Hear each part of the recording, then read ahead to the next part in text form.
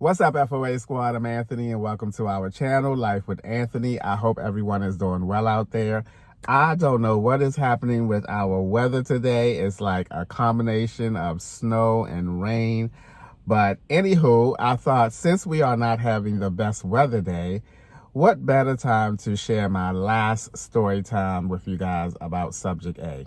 Now, Subject A has been the topic of many of my story times, but sadly enough, he resigned about 2 weeks ago, and I will no longer be having any story times to tell about Subject A.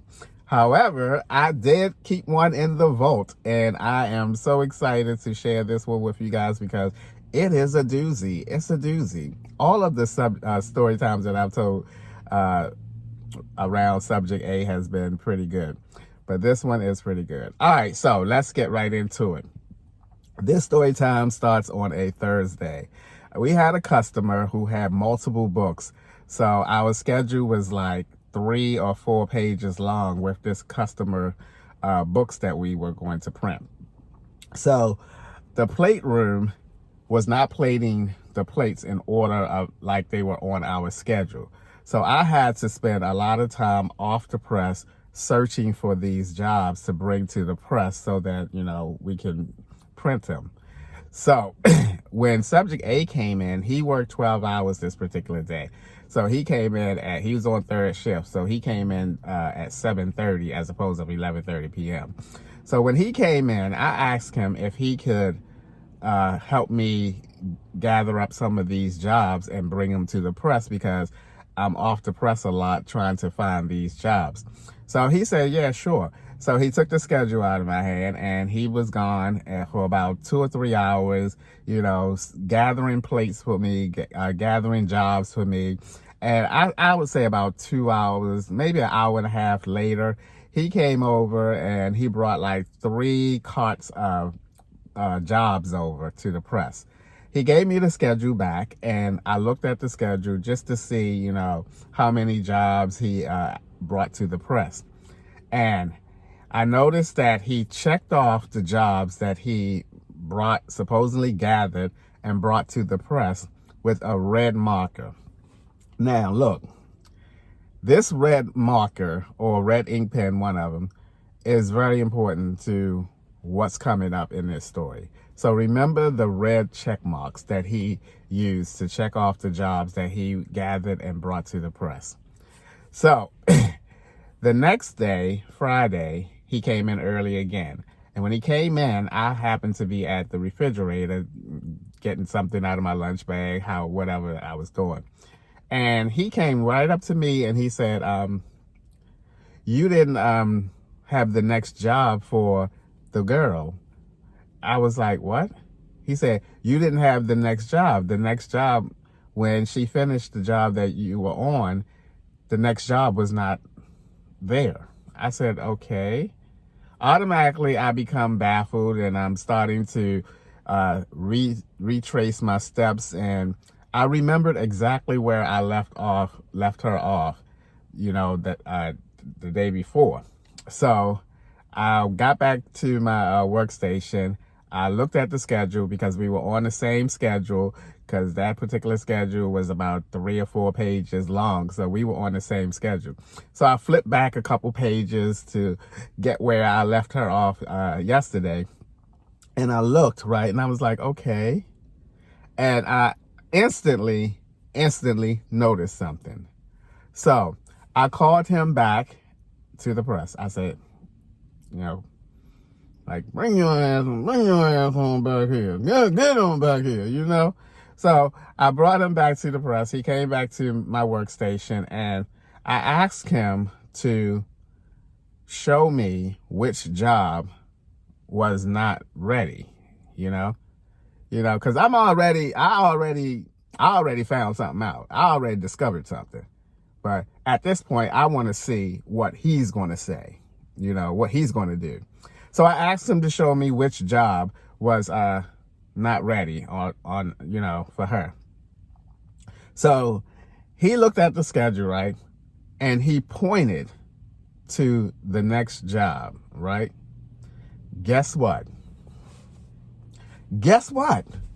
I was like, oh my goodness.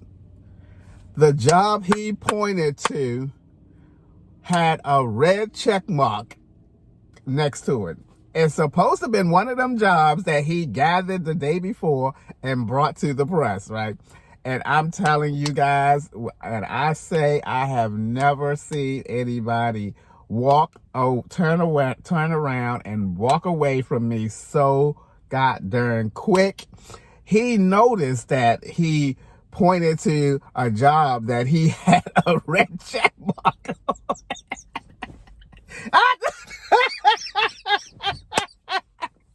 I thought to myself, oh my goodness, you just made a fool of yourself.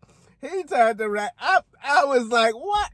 He pointed to the job with the red check mark on. And if that was me and I saw that red check mark, I would have been like, oh, shoot, what am I going to say or do now?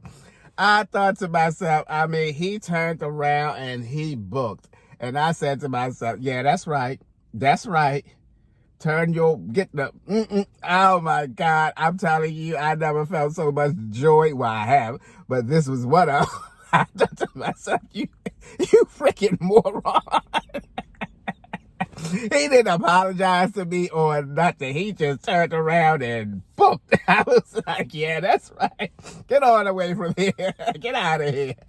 I'm going to tell you guys, if the job is not ready for whatever reason, the next job, I would have I would have told her that, I would have told her that. I would have said, this job is not, for whatever reason. Sometimes we don't have the file for the job, even though they have it on the schedule. But oh my God, I would have been so embarrassed if I was him to point to a job that I supposedly collected the day before and brought to the press. I would have been embarrassed because that was embarrassing, And then get this. When she came in that night, I asked her, I said, what job was not ready for you? Because she was on a job that had 12,000 on a run, 12,000 books. And then it was two parts. I was on the first part when I left her. And then, so she had the remainder of the 12,000 that I was on. And then she had part two, which was another 12,000. So she had at least an hour and a half to 2 hours, maybe even 2.5 hours before she even went to the next job. Now, with that kind of time, you supposed to look and make sure that you have the next job ready for you. You don't look. But here's the thing.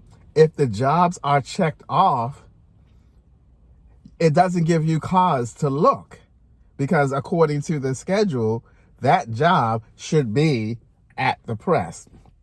It should be staged at the press. So I wouldn't have looked neither until it was time for me to go to that next job. And then I would have discovered, like I suppose she's supposed to have, that it was not at the press, because everybody who goes to get a job from the plate staging area and bring it to the press room staging area is supposed to check it off to let everybody know, the next person, that job is staged at the press.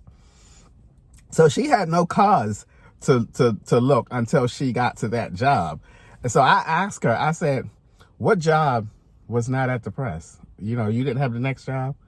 She didn't even know what I was talking about, So I said, subject A said that I didn't have the next job, And then I pulled the schedule out and I showed her, I flipped the page back. I showed her, I said, yeah, he said you didn't have this job right here, but he checked it off because he went and got all these jobs with the red check mark from around the plate staging area. So if you didn't have the next job, that's on him, And so that's what she said to me. I don't care, because that's her favorite response. I don't care. I don't care. Then she called me my name, my last name. She said, I don't care if the paper not there. I don't care if the plate's not there. I just come in and do, I was like, see, I don't think that way. I don't think that way because I care. I bet I come up in there and no paper is prepared for me and no plates unless there are no plates and we waiting on the job, you know. So I totally disagree with her on that one. I was like, okay, well, I care because I don't come up in there. I don't like coming to work, going to work and have to bust my behind because the person before me that I'm relieving didn't do what they supposed to do. But she was like, I don't care. But see, she knows that I am known for leaving a lot of paper open for the next person. You know, if the plates are available, I have 3 and 4 jobs at the press ready for the next person that comes in and work behind me. She knows that though. And so it did not bother her not one bit. She was just like, I don't care. You know, I'm like, girl, okay. I'm gonna start leaving you in one row there. No, I'm not. But anyway, yes, he was so embarrassed. I was like, good for you. But that is my last and final story time of subject A. I loved it. I loved it. I loved it because, you know, it's hard to get one on me. I'm telling you now, it's hard to get one on me because I know my work ethics, you know, and my work ethics does not allow me to not leave the next person unprepared. It doesn't. As long as everything is available, there are certain circumstances at times, but most of the time, the majority of the time, you know, the paper is there, the plates are there. It's just a matter of me prepping it for the next person. And I do a very good job at doing that because I understand nobody wants to come to work and start busting their behind right out the gate. You know, you want to have a nice, relaxed day as many times as you can. But anyway, guys, that's the story time. And as always, thank you guys so much for, oh God, please don't burp. I held it in. I held it in. Because I burp every video. Who was that to call me? They're going to call me Mr. Burpee. Somebody said they're going to call me Mr. Burpee. It's that McDonald's food. I got to stop doing that. Anyway, I'll see you guys the next time.